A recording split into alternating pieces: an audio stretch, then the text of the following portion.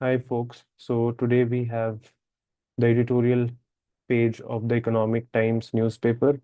The date for today is 13th of January, and we'll be looking at few of the editorials which are relevant in terms of the RBI or SEBI or NABARD exam. So any of the regulatory exam or for any exam to consider as such, this newspaper can be of some importance. So we'll go through the articles which are there. And we have the social media isn't legacy. So the first one is this. Second is how to up your tax appeal. So I think this is one of those which can be considered as part of as far as the economics is concerned. Then I think that is it. So let's start with this. The editorial says how to up your tax appeal, right? So FinMin, Finance Ministry may skip bold cuts in personal IT or surcharge for the rich, but can still take steps to ease burden. Okay, so sovereigns are like business empires, as conglomerates tirelessly dream up ways to conquer new markets. States religiously devise method to mop up more taxes. Okay, so they pose as morally righteous, innovative, and guardians of national interest, yet endeavoring to appear welcoming to global capital. As governments compete for the global tax pie, they dress up as business-friendly regimes before international investors. Never was this more evident than in the years since the global meltdown. The crisis of 2008, the urgency to bail out economics, and the tide of anger sparked the attack on tax havens and the clamor to tax the rich while kicking off a dialogue to bring in a minimum IT to stop dodgers from shopping around jurisdictions for the best deal. Simultaneously, the dramatic surge in e-commerce planted the idea to tax foreign e-commerce companies tapping large markets without having to set up shop in buyers' countries. So this is a work in progress and it could be some years before countries agree on a framework. So what it says that the sovereigns are the business empires and as conglomerates, okay, they tirelessly dream up to conquer new markets. Nine markets to create, like they think of uh, conquering the new markets. The state religiously devised methods to mop up more tax. So instead of paying tax, even if the tax is getting lower, or maybe if someone is paying low tax, the state government will find out a way or a method to imply more tax on the people. So they pose as morally righteous, innovative, and guardians of national interest, yet endeavoring to appear welcoming to global capital. So as governments compete for the global track spy, they dress up as business-friendly regimes before international investors. So before international investors, they dress up as business-friendly because the tax which is getting collected, they have a lot of money to compete, right? So never was this more evident than in the years since the global meltdown. Crisis of 2008. So what happened? The economic global crisis, the global economic crisis, I would say that happened in 2008. So the urgency to bail out economies. So what happened exactly is the subprime loans that were provided at a very high interest rate, just thinking of that the returns on the mortgages, right, will be more when it is sold. So that's why the US banks were giving loans or giving the houses at a price in which if they are not able to recover from them, either the financial institutions or someone who has who has a ton of money, I mean, they would be able to sell that property and that money will be able to fulfill the need of the banks. So that was a win-win situation which the banks anticipated. But what happened as the prices were going up and up, and there were very high taxes which were involved, and the investors were also promised that they would get high returns, right? But later on, when the price went on going down, so that time it that I mean that was the time when the banks realized that they need to suppress this. I mean they need to gain more and more money from the people who have taken the subprime loans, and due to this the market had collapsed. Why? Because there were so many deficit that was coming in, and the investors also took out money, so the banks didn't have money to roll out, and whatever money they were rolling out, that was lent at a very higher interest rate.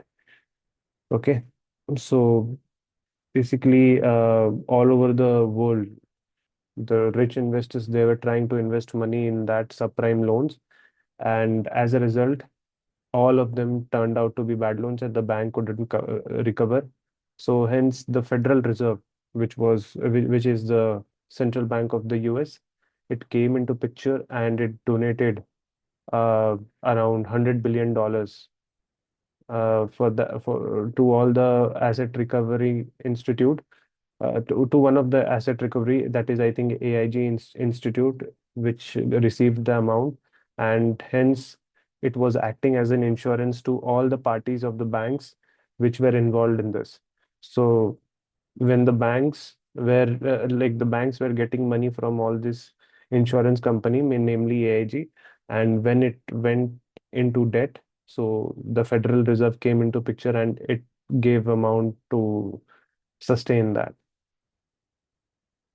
So that was the whole crisis of 2008, the global economic crisis.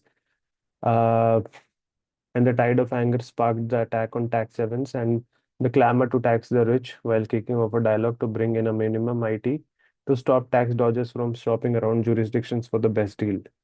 So simultaneously, the dramatic surge in e-commerce planted the idea to tax foreign e-commerce companies, tapping large markets. So it was able to uh, grasp the large markets without having to set up shop in buyer's country.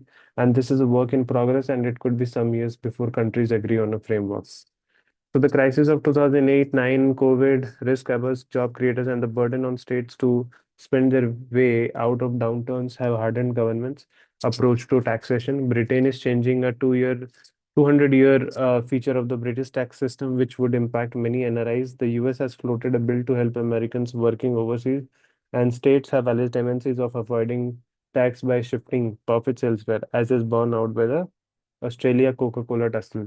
So New Delhi is no different, plugging gaps in laws, seizing opportunities to raise tax if it's politically acceptable, not too unsettling for business, and endless queries to fish out for info amid suspicion of evasion are now by hardwired. So how tax evasion is getting placed.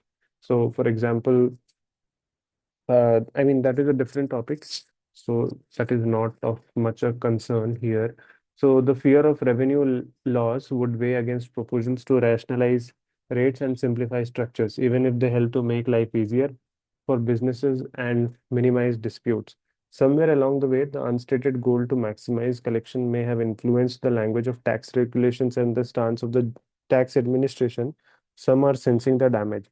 So a week before he stepped as RBI Governor, Sanjay Malhotra, in his last address as Revenue Secretary, told custom officials not to kill the golden goose and keep the interest of the economy before the interest of the revenue. So whether the remarks sink in and tone down high-pitched demands is anyone's guess, but rarely, if ever, a senior bureaucrat had sent out such a message. So no one expects miracles or radical changes in the budget. So tax on capital gains was raised a year ago and a degree of uniformity was brought in.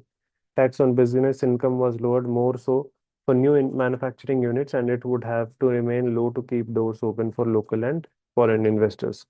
Will a slowing consumption for years, the most credible story, push Government of India to cut tax on personal income? The ratio between personal IT to disclosed income and personal IT to GDP has surged compared to pre-COVID average numbers.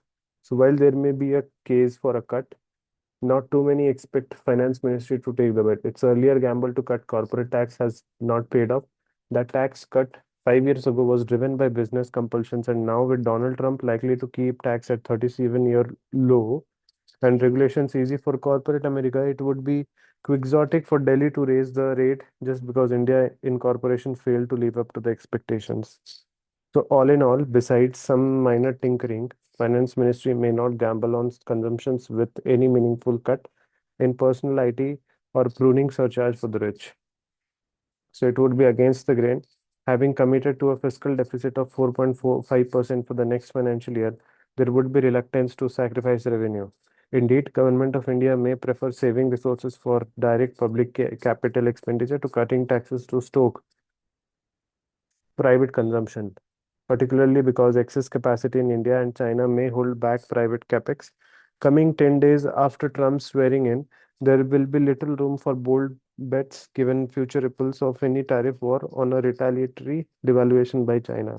Still, the finance ministry can do its bit, rationalize multiple TDS rates, extend schemes like Vivad Se Vishwas to even those matters that are not pending before a court, exclude promoters if needed to tax buyback earnings and as capital gains instead of dividend, tweaks tax laws to encourage the merger of a loss-making non-manufacturing entity with a profit-making one, lighten compliance burden for small businesses.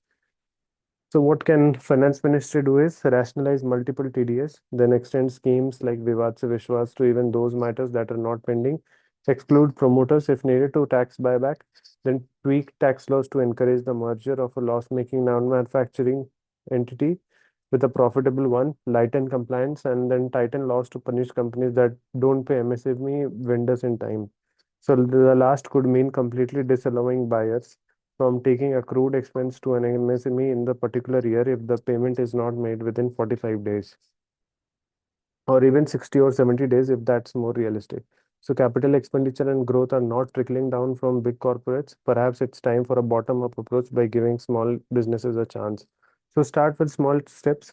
If one doesn't have the stomach for big bets, let Malhotra parting shot be at the beginning of a change. So that is it. It's quite a technical uh, it's editorial, but I think I was able to understand most out of it. Let's see. So thank you. That is all.